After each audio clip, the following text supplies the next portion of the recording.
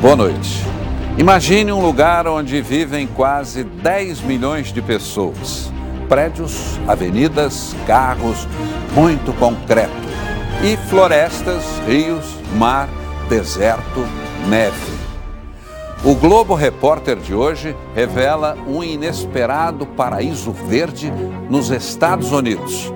Florestas de 5.000 anos ainda intocadas, morada dos ursos negros. Nossa equipe ficou frente a frente com um deles. No mar, um gigante misterioso. Vamos mergulhar nas águas do maior polvo do mundo. E as temidas orcas? Será que elas são mesmo tão agressivas? Na terra do fast food, descobrimos uma alimentação saudável e orgânica. O salmão selvagem, defumado pelos índios até hoje. As mais raras cerejas das Américas. Nossa aventura começa aos pés de um imponente vulcão adormecido, um dos mais perigosos do território americano.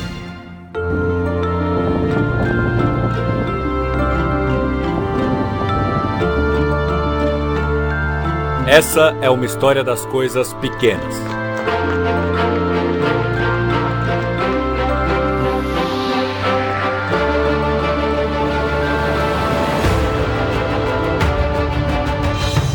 Tudo fica muito pequeno aos pés de um dos vulcões mais perigosos dos Estados Unidos. E lá no topo, a maior geleira do país dá à luz 6 rios.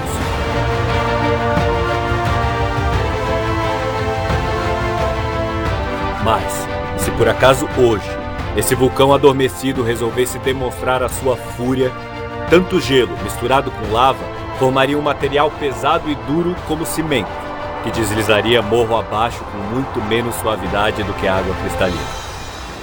Desse ponto de vista, tudo se torna pequeno e frágil. Desde as minúsculas flores subalpinas que só florescem durante 4 semanas do ano. As pequenas marmotas, essas bolas de pelo cavadoras de túneis subterrâneos. Aos veados atentos a qualquer sinal de ameaça.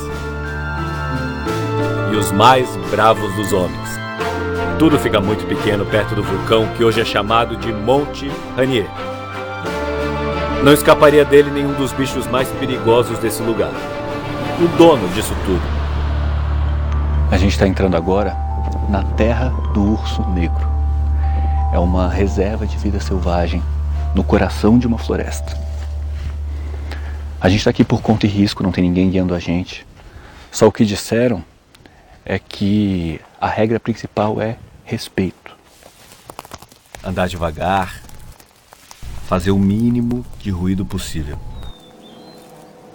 O urso negro pode chegar a 2 metros de comprimento e pesar 160 quilos. E se a gente entrar no caminho de um deles, pode ser o fim da nossa viagem que mal começou. Até que a gente percebe uma vegetação recém-pisada. E olha quem a gente encontra. A gente está a poucos metros de distância de uma família de ursos negros selvagens. Aqui a gente consegue ver um, olha só. Ele está ali no meio daquela vegetação baixinha. A recomendação é que a gente faça muito silêncio para não assustar o bicho e para também que ele não venha para cima da gente. O que a gente não pode é ficar entre a mãe e um filhote, porque nesse caso a mãe faria de tudo para proteger o filhote. Por isso que a gente tem que manter uma certa distância. Mas daqui a gente consegue ver o bicho, que bicho lindo. Parece que ele acha que chegou mais gente pro almoço. Olha só, ele tá curioso também. Ele quer ver quem tá aqui. Dessa vez ele olhou pra nossa câmera e não entendeu direito. Preferiu se esconder.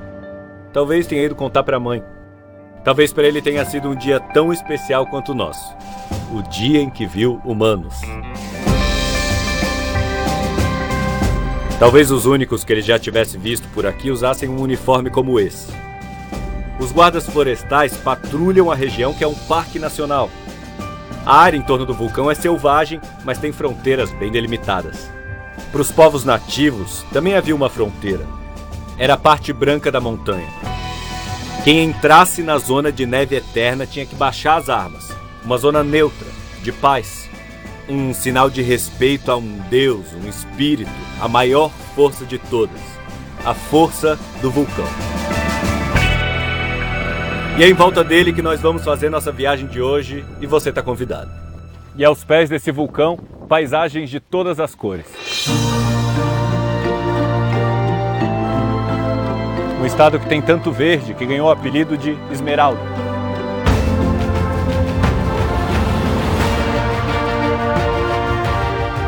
Agora, não espere ver nesse programa a Casa Branca do presidente americano. A cidade de Washington, capital do país, fica lá do outro lado dos Estados Unidos. A gente está na esquina oeste, no estado de Washington. Agora, os dois ganharam esse nome pelo mesmo motivo. Em homenagem ao primeiro presidente americano que hoje estampa a nota de $1, George Washington. Bem-vindo ao estado de Washington, a Esmeralda americana. E aqui há segredos que os americanos querem guardar só para eles. Uma floresta úmida que ficou intocada por 5.000 anos. E o que se formou em volta das árvores deu para ela um ar de mistério. Esse aqui é o portal de entrada. E essa aqui é a Sala dos Musgos.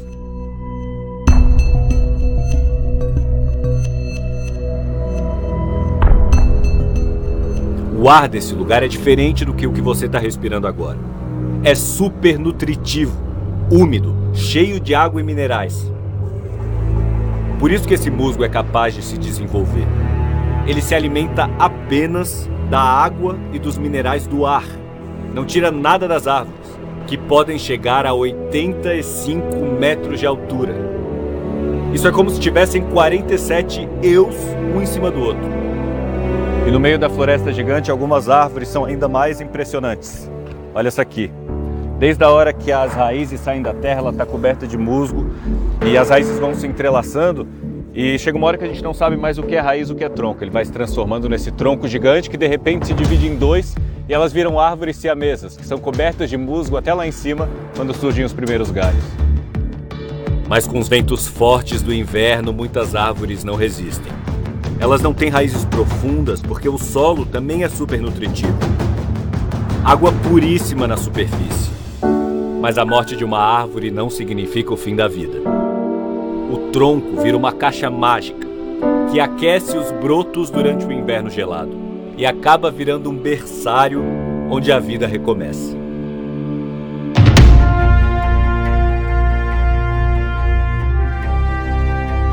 Na tentativa humana de imitar a natureza, esse é o tesouro de Washington.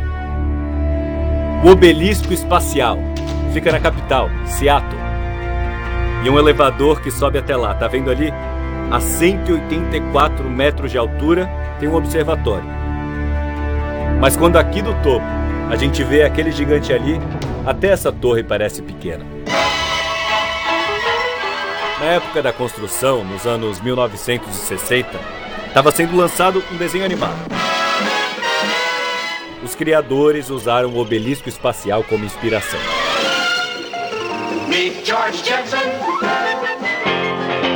Seattle é hoje uma cidade futurista, uma esmeralda entre as capitais americanas.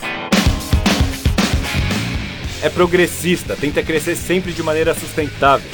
Os negócios na internet têm mudado a cara da cidade, que valoriza a natureza e a arte. É berço de vanguardas que mudaram a história da música.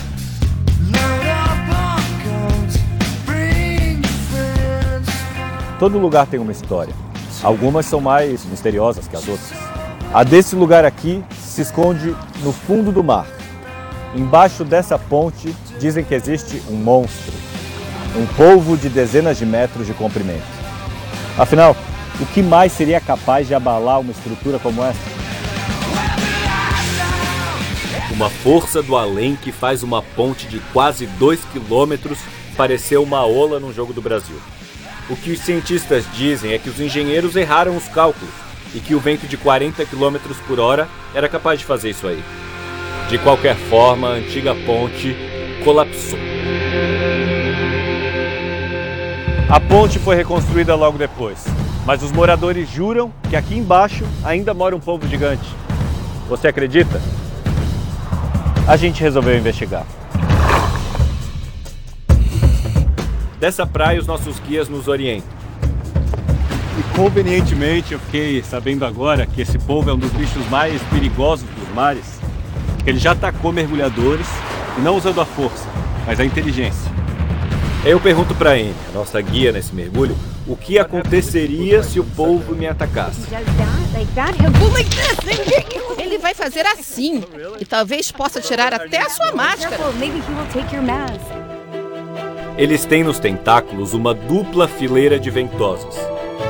O que o polvo faz é grudar as ventosas no respirador e na máscara do mergulhador e simplesmente puxar. É quase impossível se livrar. Bem, é atrás desse bicho aí que a gente vai agora. A água é gelada e vai ficando cada vez mais escura. A visibilidade aqui é muito baixa. A gente não consegue ver muito na frente porque tem muita alga. As algas se proliferaram porque é verão aqui. Então a gente tem que ser muito cuidadoso. Parece até que a gente está mergulhando à noite. Mas de repente, um balé na escuridão.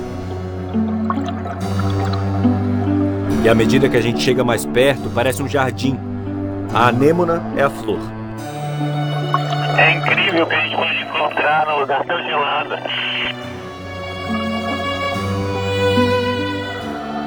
Esse é um peixe-rato, ou uma quimera.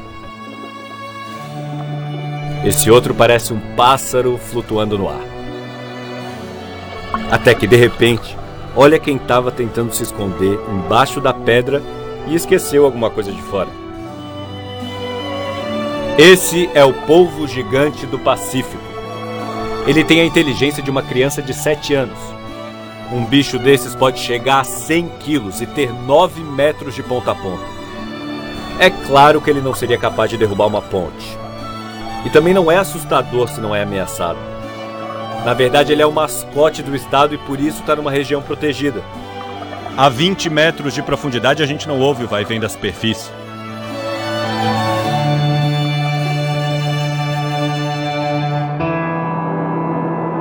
Mas é aqui que começa a nossa próxima aventura. Para embarcar num desses aviõezinhos, até nossa câmera tem que ser pesada. Para somar ao nosso peso, claro. Consegue ver que tem um barco passando na pista do nosso aeroporto, olha só.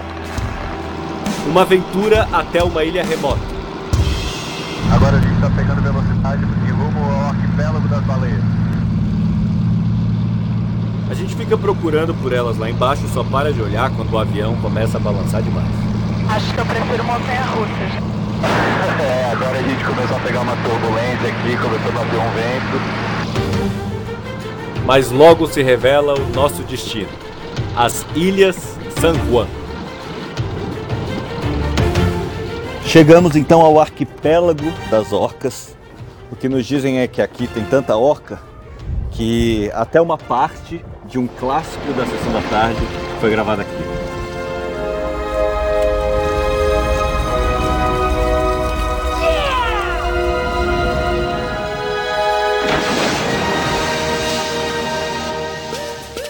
Essa é uma ilha sem nenhum semáforo, em que ninguém pode andar mais de 40 km por hora.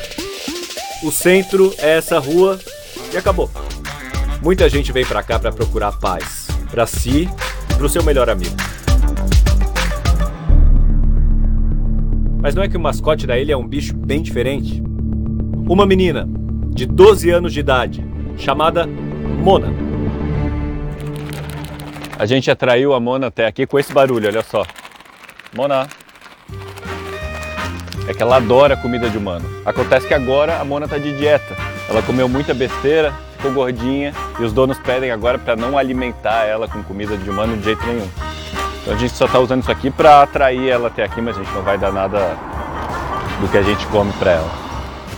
No mesmo cercado, a Mona tem uma amiga muito menor que ela, que se chama Lisa. Ela é uma lhama. Juntas elas formam uma grande dupla, a Mona e a Lisa.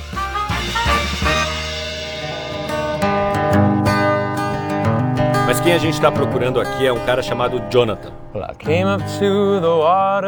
Nos disseram que ele conhece todos os segredos desse paraíso. Ele nasceu num barco E é num barco que mora até hoje, com espaço para pouco mais de uma cama. E esse é o carro do Jonathan. É o único meio de transporte que ele tem para ir até a cidade.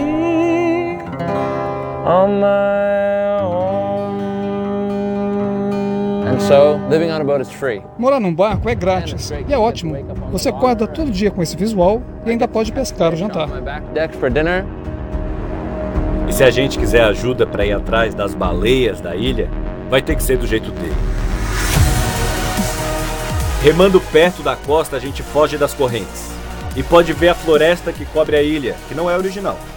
Foi tudo devastado no século XIX pelos europeus.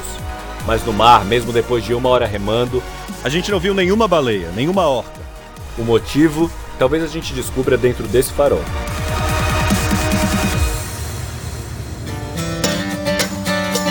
É ali que trabalha um pesquisador.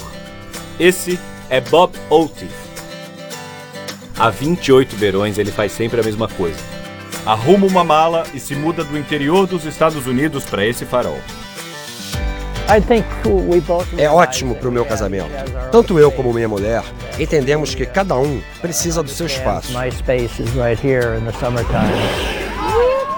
Mas ele não fica sozinho. Daqui do farol ele conta, filma e grava os vizinhos. São pelo menos 3 famílias de orcas. E elas não param de conversar através dos sons e dos movimentos.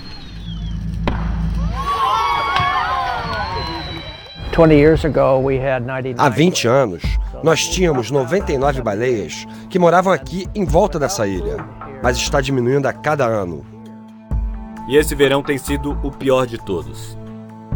Ele anota quantas orcas viu hoje. E é só 0 nesse quadro.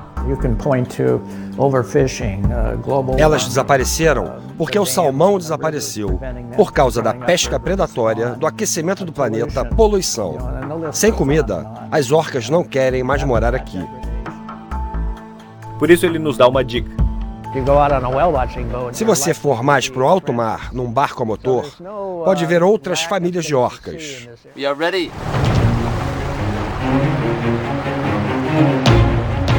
Logo no começo a gente avista uma ilha diferente das outras. Essa pedra aqui é a que as focas usam para uma siesta, uma soneca depois do almoço. Elas foram caçar e voltam nadando para cá para descansar embaixo do sol. E ao longe, outros barcos que parece que estão procurando o mesmo que a gente. E lá estão elas, as orcas. Oh my goodness. E são curiosas, tentam espiar o que está acontecendo em volta. Um bicho desse pode pesar 9 toneladas. Essas orcas aí não moram nessas águas. Elas atravessam grandes distâncias em busca de comida. Aqui a gente está acompanhando uma família de 3 baleias. É a mãe, o pai e um filhote. Elas estão nadando exatamente na fronteira dos Estados Unidos com o Canadá. Para o lado de cá, os Estados Unidos, e para lá, o Canadá. Para elas não existem fronteiras. Olha só, daqui a gente consegue ouvir o barulho que elas fazem quando sobem na superfície para respirar. Esses animais são muito injustiçados. Chamados de baleia assassina só porque comem de tudo. Se elas estão num grupo grande, podem até devorar outras baleias. Mas na verdade elas não são baleias, são da família dos golfinhos. Ataques só em cativeiro. Na vida selvagem não há registro de algum dia terem matado um humano. Pra gente, tudo que elas dão é um espetáculo, como só a natureza sabe dar.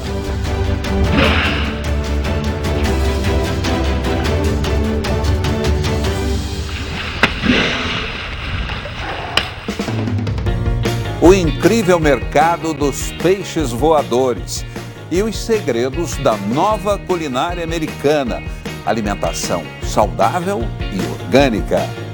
É daqui a pouco.